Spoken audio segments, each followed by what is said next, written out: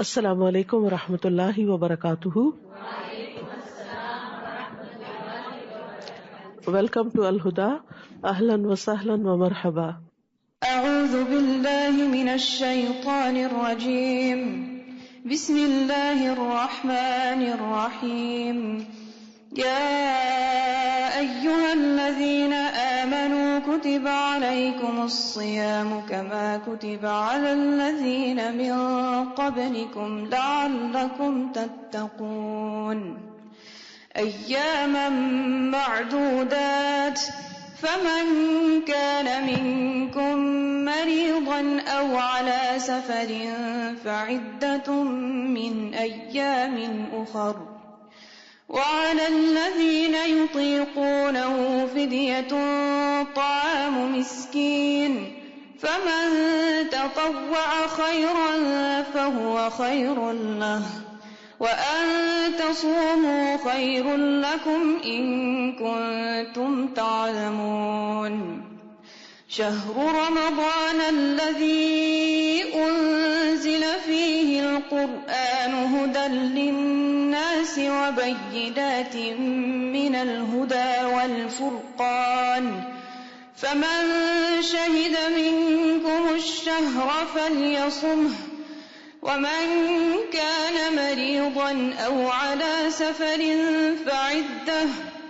فعدة من أيام أخر يريد الله بكم اليسر ولا يريد بكم العسر ولتكملوا العدة ولتكبروا الله على ما هداكم ولعلكم تشكرون. نحمده ونصلي على رسوله الكريم. اما بعد فاعوذ بالله من الشيطان الرجيم. بسم الله الرحمن الرحيم. رب اشرح لي صدري ويسر لي امري واحلل عقدة من لساني يفقهوا قولي. يا ايها الذين آمنوا، اے لوگو جو ایمان لائے ہو. اللہ رب العزت کائنات کا مالک، کائنات کا بادشاہ ایمان والوں سے خطاب کر رہا ہے، ہم سے مخاطب ہے، مجھ سے اور آپ سے، اور ہمیں بتا رہا ہے کہ کتب علیکم الصیام، تم پر روزے فرض کر دیے گئے ہیں. عربی میں لفظ صوم بھی استعمال ہوتا ہے اور صیام بھی استعمال ہوتا ہے. صوم کا تعلق عام طور پر چپ کے روزے سے ہوتا ہے، جس طرح حضرت مریم علیہ السلام کو اللہ تعالیٰ نے حکم دیا تھا، کلی وشربی، کھاؤ پیو اور اپنی آنکھیں ٹھنڈی کرو، اور اگر تم سے کوئی بات کرے تو اس سے کہو فلن اکلم اليوم انسیا، آج میں کسی سے بات نہیں کروں گی. انی نذرت للرحمن صوما فلن اکلم اليوم انسیا، آج میں نے رحمان کے لیے صوم کی نظر مانی ہے. تو صوم کہتے ہیں چپ کے روزے کو بنیادی طور پر، لیکن جب لفظ صیام استعمال ہوتا ہے تو اس کا تعلق کھانے پینے سے اور دیگر چیزوں سے بھی ہوتا ہے. اسی لیے ایک عام روزہ ہوتا ہے جس میں انسان کھانے پینے سے رکتا ہے، اور ایک خاص روزہ ہوتا ہے جس میں انسان ہر اس چیز سے رکتا ہے جس سے اللہ سبحانہ وتعالیٰ نے روکا. اور اس کا تعلق صرف پیٹ سے نہیں ہوتا بلکہ اس کا تعلق نگاہوں سے بھی ہوتا ہے، اس کا تعلق کانوں سے بھی ہوتا ہے، اس کا تعلق زبان سے بھی ہوتا ہے، جسم کے سارے اعضاء کے ساتھ ہوتا ہے، کہ جس میں انسان اللہ کے احکامات کے آگے رک جاتا ہے.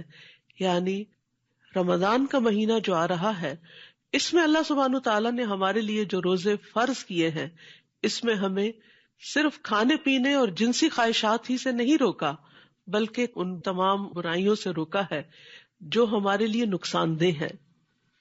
اب دیکھیے کہ جب زندگی میں ہم بیمار ہو جائیں کبھی، تو پھر بہت سی ایسی چیزیں چھوڑ دیتے ہیں جو ہمارے لیے عام دنوں میں بہت مزے کی اور ہمیں بہت فائدے کی نظر آتی ہیں. پھر ڈاکٹر کے کہنے پر ہم ان تمام چیزوں کے بارے میں اپنی سوچ بدل لیتے ہیں. ہم چاہے ان کو کتنا بھی انجوائے کرتے ہوں لیکن چھوڑ دیتے ہیں کیونکہ وہ ہمارے لیے نقصان دہ ہیں، اور اس کے بجائے کچھ دوائیاں کھانے لگتے ہیں جو ہمارے لیے صحت کا باعث ہوتی ہیں. تو وہ تو انسانی علم ہے اور انسان کی خیرخواہی ہے انسان کے ساتھ، اس کو کچھ تکلیفوں سے نجات دینے کے لیے. لیکن یہاں تو اللہ رب العزت جس نے ہمیں بنایا ہے، جس نے ہمیں پیدا کیا ہے، وہ ہمیں کچھ چیزوں سے بچنے کے لیے کہہ رہا ہے. کیوں کہہ رہا ہے؟ اس لیے نہیں کہ اس میں اس کا کوئی فائدہ ہے، اس لیے کہ اس میں سراسر ہمارا ہی فائدہ ہے. وہ ہمیں کچھ ایسی النسز سے، ایسی بیماریوں سے بچانا چاہتا ہے کہ جس میں ہمارے لیے ہلاکت ہے، جس میں ہماری دنیا کا نقصان بھی ہے اور ہماری آخرت کا نقصان بھی ہے. تو اسی لیے اللہ سبحانہ وتعالیٰ نے روزے جیسی چیز کو ہمارے لیے نہ صرف یہ کہ فرض قرار دیا بلکہ عبادت بھی قرار دیا تاکہ ہم اسے خوشی خوشی اختیار کریں. تو یا ایھا الذین آمنوا، اے لوگو جو ایمان لائے ہو، کتب علیکم الصیام، تم پر روزے رکھنا فرض کر دیا گیا، کما کتب علی الذین من قبلکم، جیسا ان لوگوں پہ فرض کیا گیا جو تم سے پہلے گزرے ہیں. یعنی تمام انبیاء نے اپنی امتوں کو روزے کا حکم دیا. ان کی شریعتیں مختلف رہی ہیں لیکن بہت سے احکامات ہم میں اور ان میں کامن ہیں. یعنی یہ پابندی جو تم پر لگائی جا رہی ہے روزے کی شکل میں، یہ کوئی نئی بات نہیں ہے، یہ تو پہلے سے ہوتی چلی آ رہی ہے. اور تم تو امت وسط ہو، تم تو آخری امت ہو جس پر دین مکمل کیا جا رہا ہے، تو تم پر بھی اس کو فرض کیا جا رہا ہے. اور اس کا فائدہ کیا ہے، اس کا مقصد کیا ہے؟ لعلکم تتقون، امید ہے کہ تم بچ جاؤ گے، یا تاکہ تم، یا شاید کہ تم تقوی اختیار کرو، شاید کہ تم بچ سکو. یعنی کچھ پابندیاں تو اللہ تعالی کی طرف سے ہیں اور پھر کچھ پابندیاں تمہیں اپنے اوپر خود لگانی ہوگی تاکہ تم جہنم کی آگ سے بچ جاؤ. تتقون، تقوی کا تعلق بچنے سے ہے. یعنی کس چیز سے بچنا؟ اللہ تعالیٰ کی ناپسندیدہ چیزوں سے بچنا. اور یہ بچنا زندگی کے سارے معاملات میں ہے. صرف چند حرام چیزوں سے بچنا یا رمضان میں صرف کھانے پینے اور جنسی خواہشات سے بچنا ہی مطلوب نہیں، بلکہ ان چیزوں سے بھی بچنا کہ جو اس کو پسند نہیں. کیونکہ اللہ سے محبت کرنے والے تو بہت زیادہ کانشیس ہوتے ہیں کہ کوئی ایسا کام ہم سے نہ ہو جائے کہ جس سے ہمارا رب ہم سے ناراض ہو جائے.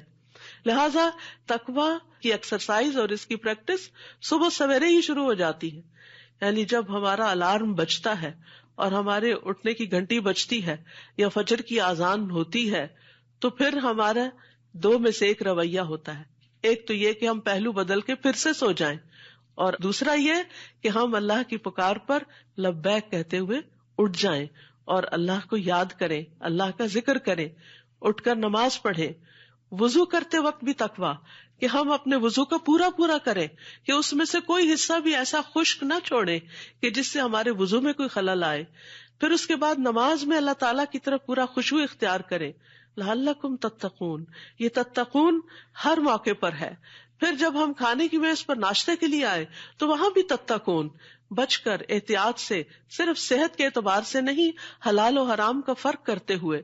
پھر جب ہم اپنے گھر سے نکلے کام کاج کے لیے، جاب کے لیے، بزنس کے لیے، تو بھی تتقون، وہاں بھی بچنا ہے ہر غلط پریکٹس سے، ہر غلط کام سے. پھر ہم اپنے گھر والوں کے ساتھ معاملہ کریں، ایک شوہر اپنی بیوی کے ساتھ معاملہ کرے تو اس میں بھی تتقون، تقوی، بچتے ہوئے کہ کہیں میری زبان سے، میرے رویے سے، میرے معاملے سے کوئی ایسی چیز سرزد نہ ہو کہ جو میرے رب کو ناراض کر دے. وہ صرف بیوی کو خوش کرنے کے لیے اچھے بول نہیں بولے گا، وہ اپنے رب کو راضی کرنے کے لیے اچھے بول بولے گا. اینڈ وائس ورسا، بیوی اپنے شوہر کے ساتھ اس لیے اچھا معاملہ نہیں کرے گی کیونکہ شوہر اس کا بہت اچھا ہے، نہیں، وہ اس لیے کرے گی کہ یہ اس کے رب کا حکم ہے، یہ اس کے رب نے اس سے کہا ہے. اور وہاں بھی وہ اللہ سے ڈرتے ہوئے، اللہ کی ناراضگی سے بچتے ہوئے اچھے کام کرے گا. پھر اپنے ورک پلیس پر وہ اپنی نگاہوں کی حفاظت کرے گا کہ جن چیزوں سے مجھے دیکھنے سے اللہ نے روکا ہے مجھے ان کو نہیں دیکھنا. وہ اپنی اسکرین کا استعمال کرتے ہوئے، سیل فون اٹھاتے ہوئے، وہ کوئی کال اٹینڈ کرتے ہوئے، وہ کسی سے بزنس ڈیل کرتے ہوئے ہر جگہ تقوی کا لحاظ رکھے گا. تو قرآن مجید میں جتنی کثرت کے ساتھ، جتنا زیادہ تقوی کے لفظ کی ریپیٹیشن ہے شاید ہی کوئی اور لفظ ہو. کیونکہ یہی ہماری ہدایت کا ذریعہ ہے، یہی ہماری کامیابی کا ذریعہ ہے، اسی سے ہمارے لیے دنیا میں کامیابی ہے۔ ظاہر ہے کہ جو شخص بہت کانشیس ہوتا ہے، پھونک پھونک کے قدم رکھ رہا ہوتا ہے زندگی کے معاملات میں اللہ کی ناراضگی سے بچتے ہوئے، تو وہی آخرت میں بھی کامیاب ہوگا۔ تو اس لیے اللہ سبحانہ وتعالیٰ یہ تقوی حاصل کرنے کے لیے ہمیں روزوں کے ایک پورے عمل اور پروسیس سے گزار رہے ہیں، کیونکہ روزے میں انسان کو چند مخصوص چیزوں سے خاص طور پر بچنے کے لیے کہا گیا، جس میں سب سے نمبر 1 کھانا پینا ہے، کہ پانی کا ایک قطرہ یا کھانے کا ایک چھوٹا سا گرین بھی جب وقت پورا ہو جائے کہ اب اس کے بعد اور کچھ اندر نہیں جا سکتا، تو اپنا ہاتھ وہیں روک لے، اپنا چائے کا کپ وہیں روک لے، اپنا پانی کا گلاس وہیں روک لے کہ بس ٹائم ہو گیا ہے، اس کے بعد لمٹ کراس نہیں کر سکتا، اب اپنی خواہش پہ نہیں چل سکتا۔ پھر اسی طرح دن بھر آپ چاہے وضو کر رہے ہوں، چاہے کچھ بھی کر رہے ہوں، آپ سوچتے ہیں کہیں پانی میرے حلق سے نیچے نہ چلا جائے، تو یہ سب کیا ہے؟ دراصل تقویٰ کی پریکٹس ہے، بچنا بچنا بچنا۔ پھر اسی طرح جنسی خواہشات، نہ صرف یہ کہ سیکشل انٹرکورس سے منع کیا گیا، بلکہ جو چیزیں اس کی طرف لے جاتی ہیں ان چیزوں سے بھی بچنا، تاکہ وہ چیز جو حلال ہے لیکن روزے کی حالت میں حرام کر دی گئی ہے اس سے بچا جائے۔ کھانا پینا حلال ہے لیکن روزے کی حالت میں کھانے پینے سے بچنا لازم ہے۔ تو جو شخص 1 مہینے کے 30 دن بچنے کی پریکٹس کرتا ہے، وہ بالآخر پھر بچنے کے قابل ہو جاتا ہے، پھر وہ محتاط زندگی بسر کرتا ہے، پھر وہ اللہ کانشیس زندگی بسر کرتا ہے، پھر وہ احتیاط کے ساتھ اپنی زندگی کا ہر قدم اٹھاتا ہے کہ میرا رب مجھ سے ناراض نہ ہو جائے، کہیں میں کسی ناراضگی کی وجہ سے اس ہمیشہ کی زندگی میں ان جنتوں سے محروم نہ ہو جاؤں۔ تو فرمایا یا ایھا الذین آمنوا کتب علیکم الصیام کما کتب علی الذین من قبلکم لعلکم تتقون۔ روزہ تو ایک پروسیس ہے، ایک کام ہے کرنے کا، لیکن اس کا کوئی آؤٹ کم ہونا چاہیے۔ مثال کے طور پر آپ کھانا کھاتے ہیں تو کھانا کھاتے ہیں، منہ میں ڈالتے ہیں، چباتے ہیں، پھر اس کے بعد نگلتے ہیں، تو کھانا کھانا مقصد نہیں ہے، اصل مقصد ہے انرجی حاصل کرنا، اصل مقصد ہے بھوک مٹانا۔ تو اسی طرح روزہ رکھنا جو ہے وہ تو ایک عبادت ہے، ایک فرض ہے، ایک پروسیس ہے، لیکن اس سے کچھ حاصل کرنا ہے، اور وہ ہے تقویٰ کی اسٹرینتھ حاصل کرنا، بچنے کی عادت، سیلف کنٹرول۔ آپ دیکھیے کہ سب سے بڑا اور سب سے مضبوط انسان وہ ہے جو اپنے آپ کو کنٹرول کر سکتا ہے۔ دوسروں کو کنٹرول کرنے کی تو ہر ایک کے اندر خواہش اور شوق ہوتا ہے، اور ماؤں کو دیکھیے کہ کس طرح بچوں کو اپنے کنٹرول میں، حتیٰ کہ شادی کے بعد بھی ان کو اپنے ہی کنٹرول میں رکھنا چاہتی ہیں کہ کہیں یہ بیوی کا نہ ہو جائے، یا کہیں بچوں کا رجحان زیادہ سسرال کی طرف نہ ہو جائے، اس قسم کے خدشات لاحق رہتے ہیں۔ لیکن اصل عقل مند وہ ہے، اصل کامیاب وہ شخص ہے کہ جو اپنے آپ کو کنٹرول کرنا جانتا ہے، اپنے لفظوں کو کنٹرول کرنا جانتا ہے، اپنے غصے کو کنٹرول کرنا جانتا ہے، اپنی نفرت کو کنٹرول کرنا جانتا ہے، اپنے انتقامی جذبات کو کنٹرول کرنا جانتا ہے۔ اور جو شخص اپنے اوپر کنٹرول کرنا نہیں جانتا، وہ پھر کسی بھی کام کے قابل نہیں، وہ انسان بہت ہلکا ہے، وہ انسان بہت کمزور ہے۔ انسان کی اصل اسٹرینتھ اس میں ہے کہ انسان اپنے آپ کو اس چیز سے بچا لے کہ جو اس کے لیے ہلاکت خیز ہے۔ یاد رکھیے، آگ سے بڑھ کر، جہنم سے بڑھ کر ہلاکت خیز چیز کون سی ہو سکتی ہے؟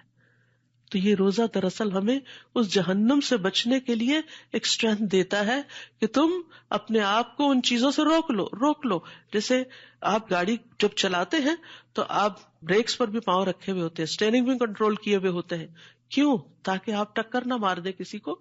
یا صرف یہی نہیں ہوتا کہ آپ نے دوسروں کو بچانا ہے، آپ اپنے آپ کو بھی بچا کے چل رہے ہوتے ہیں۔ تو بالکل روزے کی حالت میں بھی اسی طرح آپ اپنے آپ کو ایسی اٹریکٹیو چیزوں سے بچا رہے ہوتے ہیں جو آپ کو کمزور کر دیں، اور آپ دوسروں کو بھی بچا رہے ہوتے ہیں، نہ کسی سے جھگڑا کرتے ہیں اور نہ کسی کو کرنے دیتے ہیں۔ اسی لیے حدیث میں آتا ہے کہ جب کوئی تمہارے پاس تم سے جھگڑنے آئے تو تم کہہ دو کہ انی امرؤ صائم، کہ میں تو روزے سے ہوں، میں جھگڑ نہیں سکتا۔ تو اس لیے ہمیں رمضان کی تیاری کرتے ہوئے اصل چیز جو کی ورڈ ہمیں یاد رکھنا ہے وہ تقویٰ ہے، اللہ کے ڈر سے، اللہ کی ناراضگی کے کاموں سے بچنا، اللہ کی محبت میں اللہ کے پسندیدہ کاموں کو کرنا، اللہ کی خاطر اپنی نیند قربان کرنا، اللہ کی خاطر اپنی بھوک کنٹرول کرنا، اللہ کی خاطر اپنے جذبات کو کنٹرول کرنا، اور خصوصاً منفی جذبات کو کنٹرول کرنا. نہ صرف یہ کہ روزے سے فزیکل کلینزنگ ہوتی ہے، بلکہ اخلاقی اعتبار سے، روحانی اعتبار سے اور بہت سے اعتبارات سے انسان صاف ہو جاتا ہے، پاک ہو جاتا ہے، بچ جاتا ہے، ہلاکت میں پڑنے سے رک جاتا ہے. تو اس لیے رمضان کے لیے نمبر 1 گول، نمبر 1 ٹارگٹ تقویٰ ہے، اور تقویٰ صبر کے ساتھ آتا ہے. اسی لیے قرآن مجید میں آتا ہے اِنَّهُ مَن يَتَّقِ وَيَصْبِرْ فَإِنَّ اللَّهَ لَا يُضِيعُ أَجْرَ الْمُحْسِنِينَ، کہ جو تقویٰ اختیار کرتا ہے اور جو صبر کرتا ہے تو یقیناً اللہ محسنین کا اجر ضائع نہیں کرتا، نیکوکاروں کا اجر اللہ ضائع نہیں کرتا. تو جتنا بھی آپ اس میں صبر کریں گے، کیونکہ آپ بچ نہیں سکتے نا اس وقت تک جب تک آپ کے اندر صبر نہ ہو. اسی لیے رمضان کو شہر الصبر بھی کہا گیا کہ یہ صبر کا مہینہ ہے. یعنی کوئی شخص آپ کو پرووک کر رہا ہے، کوئی شخص آپ پر ایسی بات کر رہا ہے کہ جس سے آپ ہرٹ ہو رہے ہیں، تو اب آپ کو جواب دینے سے کیا چیز روک رہی ہے کہ میں روزے سے ہوں، میں روزے سے ہوں. تو یہ وہی کر سکتا ہے جس کے اندر صبر ہوگا. تو روزہ ہمیں صبر بھی سکھاتا ہے.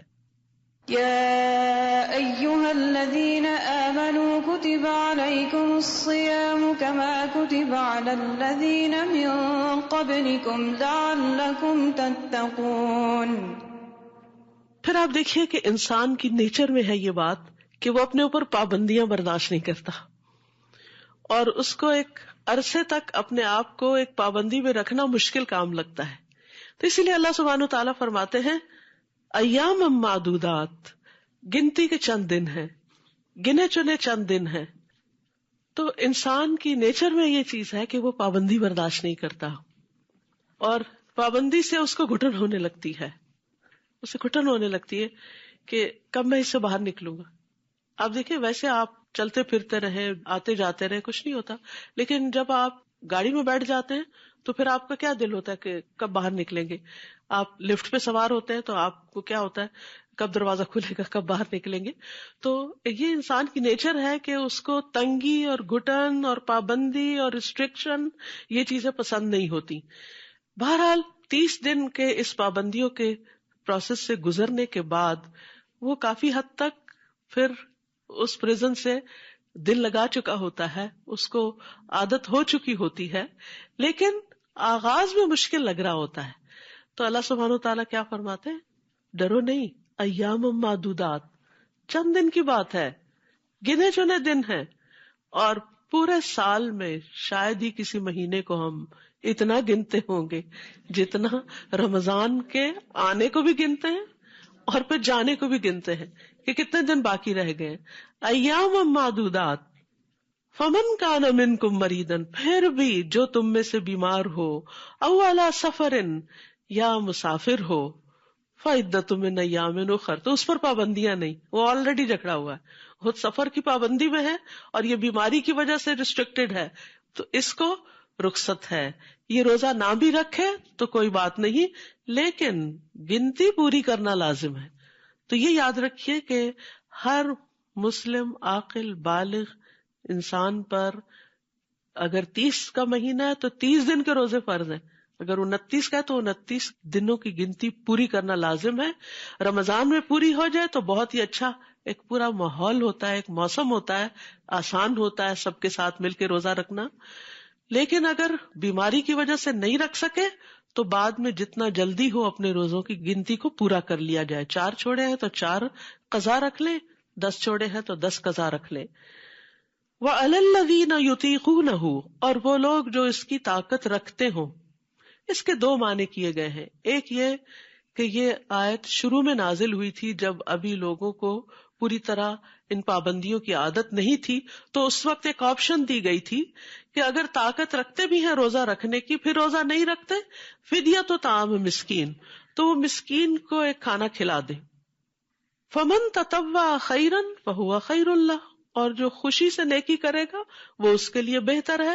وَأَن تَصُومُوا خَيْرٌ لَكُمْ، اور یہ کہ تم روزہ رکھو یہی تمہارے لیے بہتر ہے.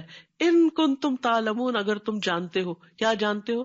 روزے کے فائدے جانتے ہو، روزے کا ثواب جانتے ہو، روزے سے حاصل ہونے والی برکات جانتے ہو، تو پھر تو تم روزہ ہی رکھو گے، اور تم روزہ رکھو تو تمہارے حق میں بہتر ہے. دوسرا معنی یہ کیا گیا ہے کہ وہ لوگ جو مشقت سے روزہ رکھے، یعنی جیسے بوڑھے لوگ ہیں یا حاملہ عورتیں ہیں یا اور اس طرح کے جن کو کوئی تکلیف ہے اور روزہ ان پہ بڑا بھاری. کچھ لوگ ایسے ہوتے ہیں ان کو ڈائٹنگ بائیں ہاتھ کا کھیل لگتا ہے، وہ اکثر ہی ڈائٹنگ پہ ہوتے ہیں.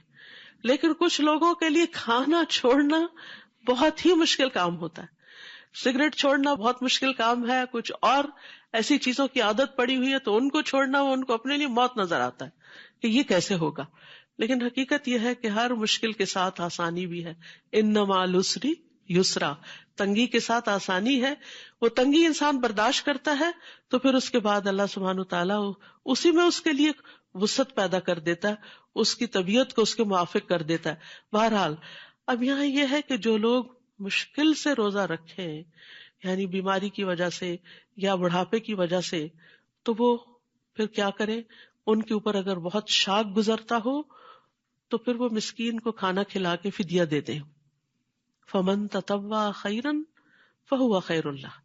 یہ مسکین کا کھانا کیا ہے؟ ایک وقت کا کھانا. کیسا؟ جیسا خود کھاتے ہو.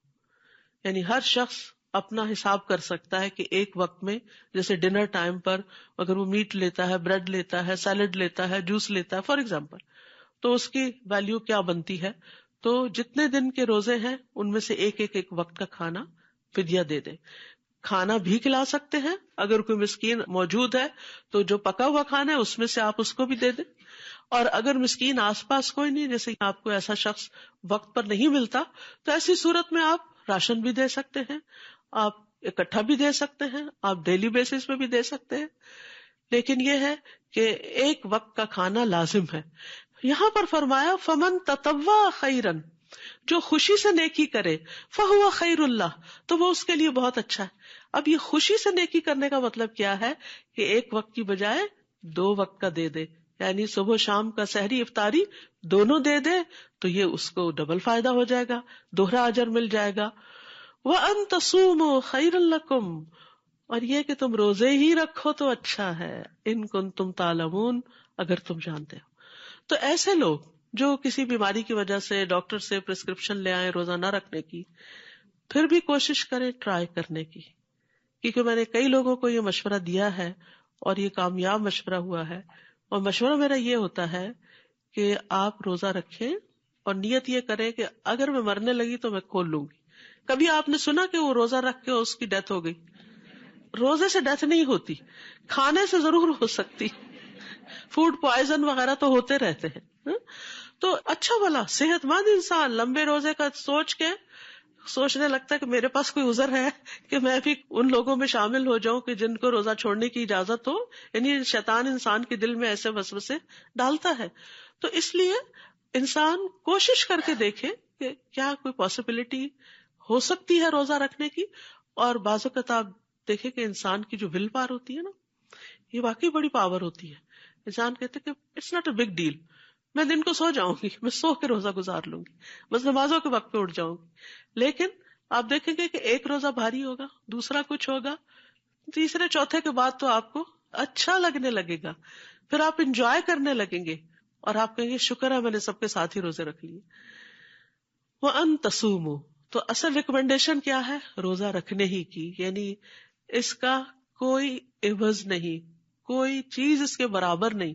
یعنی آپ روزہ چھوڑ کے کہیں کہ میں صدقہ کر دیتی ہوں تو یہ فدیہ دینے سے مجھے روزے کا ثواب مل جائے گا، تو وہ بات نہیں ہے. یعنی وہ روزے کے برابر نہیں ہے. ہاں تمہارا جو فرض ہے اس کا مداوع ہو جائے گا یا وہ ادا ہو جائے گا، یعنی اس کی کچھ کمپنسیشن ہو جائے گی. لیکن روزے سے ملنے والے جو فائدے اور ثواب اور خیر و بلائی حاصل ہونے والی ہے وہ تو پھر روزے سے ہی حاصل ہو سکتی ہے، اس کا کوئی آلٹرنیٹ ہے ہی نہیں. ایاما معدودات فمن كان منكم مريضا أو على سفر فعدة من أيام أخر وعلى الذين يطيقونه فدية طعام مسكين فمن تطوع خيرا فهو خير له وأن تصوموا خير لكم إن كنتم تعلمون. اب دیکھیے ایک آیت میں 3 دفعہ خیر کا لفظ آیا، تو بہرحال روزہ یا روزے کا فدیہ خیر ہی خیر ہے، خیر ہی خیر ہے، یعنی ان سب چیزوں میں تمہارے لیے بھلائی ہی بھلائی ہے، فائدہ ہی فائدہ ہے، کامیابی ہی کامیابی ہے. پھر فرمایا شہر رمضان الذی انزل فیہ القرآن، رمضان وہ مہینہ ہے جس میں قرآن اتارا گیا ہے. یعنی رمضان میں روزے کیوں فرض کیے گئے؟ تاکہ قرآن جیسی نعمت پر شکر ادا کر سکو. حقیقت یہ ہے کہ قرآن جیسی کوئی چیز نہیں، یعنی اس معنی میں کہ باقی تمام چیزیں جو ہیں وہ اللہ کی مخلوق ہے. آسمان بہت بڑا ہے، اللہ کی کریشن ہے، زمین اللہ کی کریشن ہے، پہاڑ، درخت، انسان، جانور، حیوانات، پرند چرند، یہ سب اللہ کی کریشن ہے. سونا، چاندی، جو بھی انسان کو چیزیں بہت اٹریکٹ کرتی ہیں، یہ ساری اللہ کی کریشن ہے. لیکن ان میں سے سب سے بہترین چیز اللہ کا کلام قرآن ہے. قرآن جو ہے ایک مبارک کتاب ہے، برکتوں والی ہے. اللہ تعالیٰ فرماتے کتاب انزلناہ الیک مبارک، یہ ایک کتاب جو ہم نے آپ کی طرف اتاری ہے بہت بابرکت ہے. کیوں اتاری ہے؟ لیدبروا آیاتہ، تاکہ لوگ اس کی آیات میں تدبر کریں، غور و فکر کریں. ولیتذکر اولو الالباب، اور عقل مند اس سے نصیحت حاصل کریں. تو یہ بابرکت کتاب بابرکت مہینے میں، بابرکت رات میں، بابرکت شہر میں، انبیاء کے سردار محمد صلی اللہ علیہ وسلم پر اور بہترین امت محمد صلی اللہ علیہ وسلم پر نازل ہوئی. تو یہ رمضان کی لیلۃ القدر میں نازل ہوئی. انا انزلناہ فی لیلۃ القدر وما ادراک ما لیلۃ القدر لیلۃ القدر خیر من الف شہر. لیلۃ القدر میں جو نازل ہوئی، تمہیں کیا پتا کہ وہ لیلۃ القدر کیا ہے؟ وہ 1000 مہینوں سے زیادہ بہتر ہے. تو جس قرآن کے نزول کی وجہ سے ایک رات کو اتنا بڑا مقام ملا، اس مہینے کو مہینوں کا سردار قرار دیا گیا اس قرآن کی وجہ سے. سوچے پر اس قرآن کی عظمت کیا ہوگی، اس قرآن کی فضیلت کیا ہوگی، اس قرآن کی برکت کیا ہوگی، اس قرآن کے ساتھ ملنے والی رحمتیں کیا ہوں گی. تو اس لیے ہم سب کو اس بارے میں سوچنا چاہیے کہ ہم اس رمضان میں قرآن کے ساتھ کیسا تعلق قائم کر سکتے ہیں. شہر رمضان الذی انزل فیہ القرآن، تو اگر رمضان میں قرآن نازل ہوا ہے تو رمضان میں ہی یہ قرآن دلوں پہ نازل ہوتا ہے. عام دنوں میں بھی آپ قرآن سے بھرپور فائدہ اٹھاتے ہیں، لیکن جو فائدہ رمضان میں قرآن کے ساتھ ملتا ہے وہ عام دنوں میں آپ محسوس نہیں کرتے. اس لیے رمضان میں قرآن کے ساتھ زیادہ سے زیادہ تعلق قائم کرنے کی ضرورت ہے. تراویح میں، قیام اللیل میں، دن میں اس کا ناظرہ تلاوت کر کے، اس کو سمجھ کر پڑھ کے، کیونکہ باقی سب بھی فائدے کی چیز ہے، لیکن اصل میں قرآن کا فائدہ اس وقت ہوتا ہے جب انسان اس کو سمجھتا ہے، جب انسان کو پتہ چلتا ہے کہ اس کے اندر کیسے کیسے ہیرے جواہرات ہیں، میری زندگی کے کیسے کیسے مسائل کا حل ہے، کیسی کیسی برکتیں اور کیسی کیسی رحمتیں اللہ نے اس کے ذریعے بندوں کو عطا کی ہیں. تو اس لیے بہت ضروری ہے کہ ہم رمضان کے مہینے میں قرآن سے بھرپور فائدہ اٹھائیں، کیونکہ یہاں پر آپ دیکھیے کہ قرآن کیوں اتارا گیا، مقصد بتا دیا گیا، ھدی للناس، یہ تمام انسانوں کی ہدایت کے لیے آیا ہے. اور کسی بھی چیز سے گائیڈنس کب لی جاتی ہے؟ اب مثال کے طور پر آپ کی اگر گاڑی میں اچھے سے اچھا GPS ہے، اچھے سے اچھا آپ کو میپ پلان ہے، لیکن اگر آپ اس کو آن نہیں کرتے، اور اگر آن بھی کر دیتے ہیں اس کے ساتھ وائس نہیں آن کرتے، تو پھر کیا ہوتا ہے؟ آپ بعض اوقات صرف نقشہ دیکھ کے بھی نہیں پہنچتے. آپ کو جب وہ بتاتی رہتی ہے، مسلسل انسٹرکشن ملتی رہتی ہے، ٹرن رائٹ، ٹرن لیفٹ، اتنے 100 میٹر پہ اتنے کرے، یہ کرے، وہ کرے، تو پھر آپ کو کتنی آسانی ہو جاتی ہے، پھر آپ صحیح منزل پہ پہنچ جاتے ہیں. ورنہ بعض اوقات نقشہ بھی سامنے رکھا ہوتا ہے، سنتے نہیں، سمجھتے نہیں، تو ایک موڑ غلط کاٹ کے کہیں سے کہیں پہنچ جاتے، بھٹکتے پھرتے. اور آپ کو پتا ہے کہ بھٹکنا کتنا تکلیف دہ ہوتا ہے. ہو سکتا ہے آپ میں سے کوئی یہاں آتے ہوئے رستہ بھٹکا ہو اور اس کا وقت ضرورت سے زائد لگ گیا ہو، تو انسان کو کتنی تکلیف ہوتی ہے.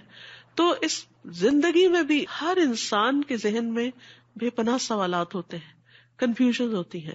اپنی زندگی کے بارے میں انسان کہتا ہے میرے ساتھ ایسا کیوں ہو گیا، یہ ایسا کیوں ہے، یہ ویسا کیوں ہے، میرے ساتھ یہ مسائل کیوں پیش آ رہے ہیں، میرے ہی بچے ایسے کیوں ہیں، میرا ہی ہسبینڈ ایسا کیوں ہے، یہ کیوں ہو رہا ہے. ان سارے سوالات کے جواب آپ کے پیدا کرنے والے کے سوا آپ کو کون دے سکتا ہے؟ وہ صرف آپ کا رب ہی آپ کو بتا سکتا ہے. آپ انسانوں کے پاس کاؤنسلنگ کے لیے جاتے ہیں، ایک کے پاس جاتے ہیں وہ آپ کو ایک مشورہ دیتا ہے، دوسرے کے پاس جاتے ہیں وہ آپ کو کوئی اور دیتا ہے، دوست سے بات کرتے ہیں وہ کوئی اور ہی کہانی بتاتی، اماں سے بات کرتے ہیں وہ کوئی اور نصیحت کرتی. انسان حیران پریشان ہو کے سوچتا ہے کس کی بات مانوں کس کی نہ مانوں. ہیں تو یہ سارے میرے پیارے اور بہت اچھے سہارے، لیکن یاد رکھیے ہم سے ہمارے خالق سے بڑھ کر کوئی پیار نہیں کرتا، اس سے بڑھ کر ہمارا کوئی خیر خواہ نہیں. اسی لیے اس نے اپنی محبت اور اپنی خیر خواہی کا ثبوت دیتے ہوئے ہمیں یہ کتاب دی ہے تاکہ ہم اس سے گائیڈنس حاصل کریں. اسی لیے قرآن کے شروع میں ہی اللہ تعالیٰ فرماتے ہیں ذالک الکتاب لا ریب فیہ ھدی للمتقین، یہ کتاب جس میں کوئی شک نہیں، یہ ہدایت کے لیے آئی. لیکن کس کو ہدایت دے گی؟ متقی لوگ. اب آپ دیکھیے کہ رمضان اور تقوی اور ہدایت اور تقوی، روزے سے آپ کو کیا ملے گا؟ تقوی ملے گا، اور پھر قرآن سے آپ کو گائیڈنس ملے گی، اور یہ گائیڈنس آپ کو رمضان میں زیادہ ملے گی جب آپ تقوی کی حالت میں ہوں گے یا تقوی اٹین کر رہے ہوں گے. تو یہاں پر اللہ تعالیٰ فرماتے ہیں ھدی للناس وبینات من الھدی والفرقان، اور اس میں کلیئر پروفس ہیں، واضح دلائل ہیں. یعنی ایسا نہیں کہ صرف ایک مبہم سی کوئی گائیڈ لائن دی جا رہی ہے، اس سے پورے دلائل کے ساتھ آپ کو بات سمجھائی جائے گی کہ ہدایت کس کو کہتے ہیں اور کس معاملے میں انسان کو کیا رویہ اختیار کرنا چاہیے. اور فرقان فرق کرنے سے ہے، یعنی جس میں انسان اچھے اور برے، حلال اور حرام، جائز اور ناجائز، صحیح اور غلط میں تمیز کر سکتا ہے، یعنی فرق کر سکتا ہے. انسان کو واضح طور پر پتہ چل جاتا ہے. یہ قرآن ایک نور ہے، ایک روشنی ہے کہ جس سے آپ کو پتہ چلتا ہے کہ آپ کو کیا کرنا چاہیے اور کیا نہیں کرنا چاہیے، کیا چیز آپ کے فائدے کی ہے اور کیا چیز آپ کے لیے نقصان دہ ہے. فَمَن شَهِدَ مِنْكُمُ الشَّهْرَ فَلْيَصُمْ، پھر وہی دوبارہ بات کی گئی. تو جس کو یہ مہینہ ملے، جو اس مہینے کو پائے، جس کی زندگی میں رمضان آ جائے، اسے چاہیے کہ روزے رکھے. تو اس سے پتہ چلتا ہے کہ رمضان میں سب سے اہم ترین عبادت روزہ ہے. یعنی آپ چاہے دن بھر قرآن پڑھتے رہے اور رات بھر قیام کرتے رہے لیکن روزہ نہ رکھے تو بات نہیں بنے گی. قرآن کا فائدہ، دعا کا فائدہ، صدقہ خیرات کا فائدہ، ہر چیز کا فائدہ روزے کے ساتھ ہے. اسی لیے پھر تکرار سے تاکیدی حکم دیا جا رہا ہے کہ فمن شہد منکم الشہر. شاہدہ کا لفظ بڑا دلچسپ ہے. شاہدہ کا مطلب ہوتا ہے دیکھنا، مشاہدہ کرنا. تو آپ دیکھیے کہ رمضان کا چاند دیکھنا چاہیے، اس کے لیے کوشش کرنی چاہیے. بادل ہو تو اور بات ہے، ورنہ اہتمام کرنا چاہیے. اور چاند دیکھ کر روزہ رکھنا چاہیے. اور جب چاند نظر آ جائے تو پھر دعا بھی پڑھنی چاہیے.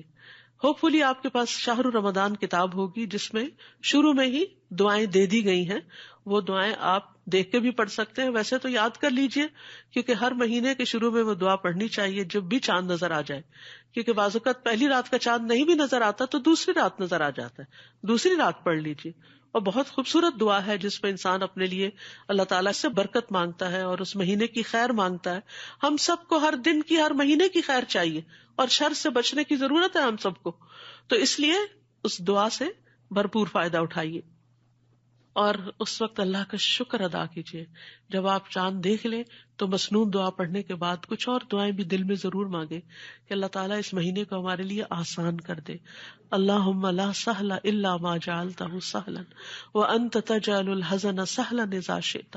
اللہ کچھ آسان نہیں جب تک کسی چیز کو تو آسان نہ کرے. لا سہل الا ما جعلتہ سہلا وانت تجعل الحزن سہلا، اور تو ہی مشکل کو آسان کرتا ہے اذا شئت، جب تو چاہتا ہے. تو آسانی مانگے کہ اللہ روزہ رکھنا آسان کر دے، یا اللہ روزے کے ساتھ سارے جو میرے کام اور ذمہ داریاں ان کو پورا کرنا آسان کر دے، یا اللہ راتوں کا قیام آسان کر دے، یا اللہ میرے لیے صدقہ خیرات کرنا آسان کر دے، یا اللہ نیکیوں کی زیادہ سے زیادہ توفیق دے دے مجھے، اور ہر طرح کی آسانیاں کر دے، کیونکہ جب آسانی ہوگی تو انشاءاللہ آپ کو پتہ بھی نہیں چلے گا، اور رمضان کے اینڈ میں آپ کہیں گے کاش یہ سارا سال ہی رمضان ہوتا، کتنی ٹائم مینجمنٹ ہو گئی تھی، کتنی ہر چیز اپنے وقت پر اپنی جگہ پر آ گئی، کتنے ہی کام وقت پر سمٹ گئے. کیونکہ ویسے تو ہم کھانے کی بیس پہ بیٹھتے ہیں تو اٹھتے ہی ٹائم لگا دیتے ہیں، لیکن رمضان میں جب ڈنر کرتے ہیں تو کیا ہوتا ہے، تراویح کے لیے جانا ہے، جلدی کرو، بس کرو، ختم کرو، بس اتنے بجے ٹائم ختم، اور اس کے بعد آپ چیزیں سمیٹ دیتے ہیں. سحری کے وقت آپ سحری کھا رہے ہیں، بس ٹائم ہو رہا ہے، ختم کر دو یہاں پر. یہ عام دنوں میں ہو ہی نہیں پاتا. 5 منٹ اوپر 5 منٹ نیچے تو کوئی بات ہی نہیں، چاہے ہم کچھ بھی کر رہے ہو. اور جو خواتین ماشاءاللہ آرام سے گھروں میں رہتی ہیں ان کے تو ویسے ہی پھر موج ہوتی ہے، جتنا چاہیں ٹائم لمبا کر لیں. ایک چائے کا کپ چاہے آدھے گھنٹے میں پیئیں، اور وہ ختم ہو تو ایک اور بنا کے پینا شروع کر دیں. اپنی آزادی ہے، اپنی دنیا ہے، جو چاہے کریں. تو رمضان میں یہ ساری چونکہ ہماری اپنی ہی عادتیں کنٹرول ہو جاتی ہیں تو بہت سارا وقت بچ جاتا ہے، اس میں بہت ساری نیکیاں کمانے کا موقع مل جاتا ہے، اس میں بہت کچھ سیکھنے کا وقت مل جاتا ہے، عبادت کا وقت مل جاتا ہے، تلاوت کا وقت مل جاتا ہے. یعنی عام دنوں سے زیادہ قرآن پڑھتے ہیں، عام دنوں سے زیادہ دعائیں کرتے ہیں، عام دنوں سے زیادہ صدقہ خیرات کرتے ہیں، عام دنوں سے زیادہ دوسروں کو کھانا کھلاتے ہیں، تو عام دنوں سے زیادہ اچھے اچھے کام کر رہے ہوتے ہیں، تو برکتیں ہی برکتیں ہو جاتی ہیں اپنی بس کچھ ایسی عادتوں کو کنٹرول کر کے. تو یہ اللہ تعالیٰ کی بہت بڑی رحمت ہے. پھر فرمایا وَمَنْ كَانَ مَرِيدًا أَوْ عَلَى سَفَرٍ فَعِدَّةٌ مِّنْ أَيَّامٍ أُخَرَ، جو بیمار ہو یا سفر پر ہو تو دوسرے دنوں سے گنتی پوری کر لے. دوبارہ وہی حکم ہے. پھر فرمایا یرید اللہ بکم اليسر ولا یرید بکم العسر. کتنا پیارا ہے ہمارا رب، اللہ تمہارے لیے آسانی چاہتا ہے، مشکل نہیں چاہتا. یعنی وہ بیمار کو اور مسافر کو روزے کی پابندی ڈال کے مشقت میں نہیں ڈالنا چاہتا. اللہ تعالیٰ چاہتا، اللہ تو اللہ ہے، وہ تو ہمارا رب ہے، وہ ہمارا مالک ہے، اسی کی طرف ہم نے جانا ہے. وہ جو چاہے ہمیں حکم دے سکتا ہے، ہمارے پاس جو کچھ ہے سب اسی کا تو ہے. اب مثال کے طور پر آپ کسی گھر کے مالک ہوتے ہیں، اس میں کسی کرایہ دار کو رکھتے ہیں، تو اس کے بعد یہ ہے کہ جو بھی کانٹریکٹ ہوتا ہے اس کے مطابق جب چاہیں آپ اس کو پھر ختم کر لیتے ہیں، کیونکہ آپ کا گھر ہے نا، آپ مالک ہیں، آپ نہیں رکھنا چاہتے کسی کو، آپ کچھ تبدیلی کرنا چاہتے ہیں اس میں. تو بہت سی چیزیں جس کا انسان مالک ہوتا ہے یا جس حد تک مالک ہوتا ہے اس میں اس کے اختیارات ہوتے ہیں. تو اللہ تو ایبسولوٹ مالک ہے، اس کے تو پورے پورے اختیارات ہیں. وہ چاہتا تو ہر چیز میں ہمیں پابندی میں ڈال دیتا، مشقت میں ڈال دیتا، لیکن اس نے ہمارے لیے آسانی کی ہے. یرید اللہ بکم اليسر کہ دوسرے دنوں سے گنتی پوری کرنے کا کہا ہے، اور اس میں بھی پابندی نہیں لگائی کہ شوال میں ہی پورا کرنا ہے. یہ بھی نہیں کہا کہ اگلے 6 مہینے میں پورا کرنا ہے، نہیں، اگلے شعبان تک جب بھی پورا کر لو. حضرت عائشہ کہتی ہیں اپنے بارے میں کہ میں رسول اللہ صلی اللہ علیہ وسلم کے ساتھ مشغولیت کی وجہ سے اپنے قضاء روزے شعبان میں ہی پورے کر پاتی تھی. تو بہت سے لوگوں کا یہی حال ہوتا ہے کہ وہ اگلے رمضان سے پہلے اپنی قضاء پوری کر رہے ہوتے ہیں. تو یہ بھی اللہ سبحانہ وتعالیٰ کا ایک فضل ہے کہ اس نے ہمارے لیے بہت سی آسانیاں بھی رکھی، یعنی فرض کی ادائیگی کی بھی ذمہ داری دی اور آسانیاں بھی رکھی. وَلِتُكْمِلُوا الْعِدَّةَ، تاکہ تم گنتی پوری کرنا. یہاں گنتی پوری کرنے کی پھر تاکید ہے. وَلِتُكَبِّرُوا اللَّهَ عَلَىٰ مَا هَدَاكُمْ، اور تاکہ تم اللہ کی بڑائی بیان کرو اس پر جو اس نے تمہیں ہدایت دی. حقیقت یہ ہے کہ اگر ہمیں روزے کے فائدے پتہ چل جائیں تو ہمارے منہ سے سوائے اللہ اکبر کے کچھ نہ نکلے. کیسا ہے ہمارا رب کہ جس نے ہمیں یہ سب کچھ عطا کیا. اور پھر رمضان کے اختتام پر جب عید آتی ہے تو زیادہ سے زیادہ کیا پڑھتے ہیں؟ تکبیرات. کیوں تکبیرات؟ اس لیے کہ یہ ہمارا کمال نہیں تھا کہ ہم اپنے آپ پہ اتنا کنٹرول کر سکتے. یعنی آپ دیکھیے کہ آپ ڈائٹنگ بھی کرتے ہیں، کہیں نہ کہیں چیٹنگ کر جاتے ہیں، لیکن روزہ ایسی چیز ہے کہ جس میں آپ کہیں چیٹ نہیں کرتے. تو یہ اصل میں اللہ کی توفیق سے ہوا ہے، یہ ہمارا کمال نہیں ہے اس میں کوئی. تو اس لیے ہمیں اس کی بڑائی بیان کرنی چاہیے. اور اس لیے بھی کہ کوئی شخص 30 روزے رکھ کر پورے قیام کر کے اور ساری نیکیاں کر کے کسی غرور میں مبتلا نہ ہو جائے، اپنے آپ کو بڑی چیز نہ سمجھنے لگے کہ میں تو اب دوسروں کے مقابلے میں بہت نیک ہو چکا ہوں. اور دوسرے نعوذ باللہ کمتر ہیں جنہوں نے روزے کسی بیماری کی وجہ سے یا عذر کی وجہ سے نہیں رکھے، یا اتنا قیام نہیں کر سکے، یا اتنی نیکیاں نہیں کر سکے. ہمیں توفیق ہو گئی، ہمیں تو اعتکاف کی بھی توفیق ہو گئی اور عمرے پہ جانے کی بھی ہو گئی اور فلاں بھی نیکی کر لی، فلاں بھی. ان سب نیکیوں کو کرنے کے بعد اس کثرت سے تکبیرات شروع ہو جاتی ہیں کہ اللہ اکبر لا الہ الا اللہ واللہ اکبر وللہ الحمد. یہ ساری تعریف تو اللہ ہی کے لیے ہے. کیوں؟ اس لیے کہ الا ما ہداکم، اس پر جو اس نے تمہاری رہنمائی کی، اس نے تمہیں ہدایت دی، اس نے تمہیں اس طرف متوجہ کیا کہ تم اپنے دنیا اور آخرت کو رمضان میں کس طرح سنوار سکتے ہو، روزہ اور قرآن کے ذریعے. وَلَعَلَّكُمْ تَشْكُرُونَ، اور تاکہ تم شکر ادا کرو، یعنی نیکی کی توفیق پر بھی شکر، قرآن کے نزول پر بھی شکر، ہدایت کے ملنے پر بھی شکر، اور پھر ہر لمحے بھوک پیاس کاٹ کر بھی نعمتوں پر شکر. کیونکہ جب ہم بھوک پیاس کاٹتے ہیں نا تو پھر ہمیں ان لوگوں کا ضرور خیال آتا ہے جن کے پاس 2 وقت کا کھانا نہیں ہوتا. دنیا میں آپ دیکھیے بے شمار لوگ پاورٹی لائن سے بلو، کتنے سارے لوگ ہیں جن کو 2 وقت کا کھانا نہیں ملتا. تو جب رمضان میں انسان بھوک اور پیاس کی شدت سے گزرتا ہے، اور خصوصاً گھر کے اندر بیٹھ کے یا اندر آفیسز میں ورک کرتے ہوئے، تو وہ بھوک اور پیاس نہیں لگتی. کتنے ہی لوگ ہیں جو سڑکوں پہ مزدوری کر رہے ہوتے ہیں اور مشکل کام کر رہے ہوتے ہیں اور سخت مشقت میں روزہ رکھے ہوئے ہوتے ہیں. آپ نے کبھی مشاہدہ کیا ہوگا جن لوگوں کا گاؤں وغیرہ سے تعلق ہے کہ جہاں پر نہ ایئر کنڈیشنرز ہوتے ہیں، بعض اوقات بجلی نہیں ہوتی، بعض اوقات پنکھا ہی نہیں ہوتا، اور بعض اوقات ٹھنڈی چھاؤں بھی نہیں ہوتی کیونکہ اتنی لو چل رہی ہوتی ہے کہ انسان کے لیے واقعی روزہ رکھنا مشکل ہوتا ہے. ہماری نانی بتایا کرتی تھی کہ اس وقت ظاہر اتنی بجلی اور اتنے انتظامات نہیں ہوتے، تو کہتی تھی کہ ہم مل کے باریک دوپٹے پانی میں بھگو کر اپنے اوپر ڈالا کرتے تھے تاکہ روزے کی شدت کم ہو جائے ہم سے. تو یہ ہے وَلَعَلَّكُمْ تَشْكُرُونَ، تاکہ تم شکر ادا کرو کہ کس طرح اللہ تعالیٰ نے تمہیں 11 مہینے آزادی دے رکھی ہے. 11 مہینے تم کھاؤ پیو، اپنے وقت پہ سو جاؤ، اپنے کام کاج کرو، لیکن 1 مہینہ ایسا گزارو کہ پھر جس میں تم سیلف امپروومنٹ کر سکو، اور اس کے بعد پھر تمہارے اندر کچھ اچھی نئی عادتیں ڈیولپ ہوں. اور وہ اچھی عادتیں صرف اس کے اندر ڈیولپ ہوتی ہیں جس کے اندر سیلف کنٹرول ہوتا ہے. جو شخص اپنے اوپر کنٹرول نہیں رکھ سکتا، اپنی زبان پہ نہیں رکھ سکتا، اپنے تھاٹس کو کنٹرول نہیں کر سکتا، اپنی نگاہوں کو کنٹرول نہیں کر سکتا، اپنی بری عادتوں کو کنٹرول نہیں کر سکتا، پھر وہ کبھی بھی امپروومنٹ کی طرف نہیں جا سکتا، وہ بہتر انسان نہیں بن سکتا. تو روزہ دراصل ہمیں مشکل میں ڈالنے کے لیے نہیں آیا، روزہ دراصل ہماری زندگی آسان کرنے کے لیے آیا. وقتی طور پہ مشکل ہے، لیکن اگر ہماری عادتیں سنور جاتی ہیں تو ہمارے لیے زندگی میں بہت سی، ہمارے ریلیشن شپ میں آسانیاں ہو جاتی.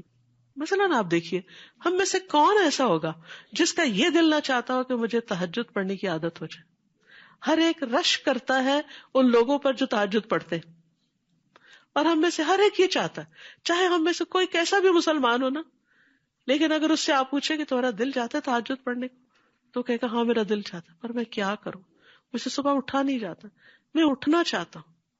تب آپ دیکھیے 30 دن جو صبح اٹھتا ہے نا سحری کے وقت، تو 30 دن کے بعد پھر اس کی اس وقت سونے کی عادت ٹوٹ چکی ہوتی. اگر وہ تھوڑی سی محنت اور کر لے تو رمضان کے بعد بھی اٹھ سکتا ہے. اور رمضان کے بعد شوال میں جو 6 روزے اور آتے ہیں تو 6 دن اور پھر اٹھتا ہے سحری کے لیے، کیونکہ سحری بابرکت کھانا ہے، تو پھر اس کو تہجد کی عادت ہو سکتی ہے. تو بہت سارے لوگ رمضان کی ٹریننگ سے گزر کر اچھی عادتیں اپنے اندر ڈال لیتے ہیں. پھر آپ دیکھیے نفلی روزوں کا کتنا ثواب ہے. ہر مہینے کے 3 روزے جو ہیں وہ دل کا وحر دور کرتے ہیں، یعنی سینے کی تنگی کو، حسد، بدگمانیاں، اور دل کے اندر جو بہت سی ایسی خرابیاں، پریشانیاں پلتی ہیں، وہ 3 روزے جو ہیں ان کو صاف کر دیتے ہیں. لیکن ہم میں سے بہت سے لوگ چاہنے کے باوجود نہیں رکھ پاتے.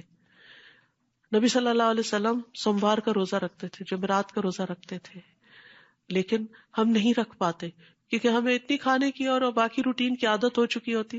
لیکن رمضان کے بعد ان نئی نفلی عبادات کو اڈاپٹ کرنا بہت آسان ہو جاتا ہے. تو اگر اس طرح کا بھی کچھ ٹارگٹ رکھ لیا جائے کہ اس رمضان کے بعد انشاءاللہ میں تہجد نہیں چھوڑوں گی، یا اس رمضان کے بعد میں نفلی روزے اختیار کر لوں گی، چاہے ہر سوموار جمعرات نہیں بھی تو کم از کم مہینے کے 3 روزے جو ایام 20 کے روزے ہوتے ہیں. اور کئی لوگوں کو میں نے دیکھا ہے کہ ماشاءاللہ رمضان کے بعد ان کے اندر یہ اسٹرینتھ آ گئی، کیونکہ وہ خوف نکل جاتا ہے نا جو ہمیں ہوتا ہے، نہیں مجھے بھوک لگ جائے گی، نہیں مجھے پیاس لگ جائے گی، نہیں میرے سے یہ کام نہیں ہوگا، یہ مشکل ہوگی، لیکن پھر انسان کے لیے آسانی ہو جاتی. تو نیکیوں کی توفیق ملنے پر لعلکم تشکرون، تاکہ تم شکر ادا کرو، شکر گزار بن جاؤ.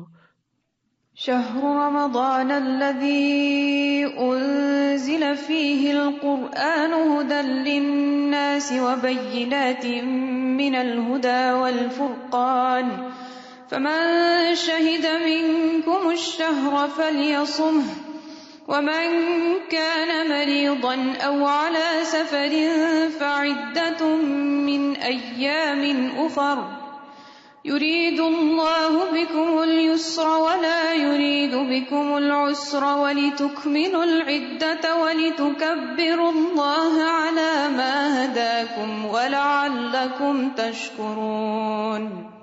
تو کتنی چیزیں ہمارے اندر پیدا ہوں گی انشاءاللہ رمضان کی برکت سے.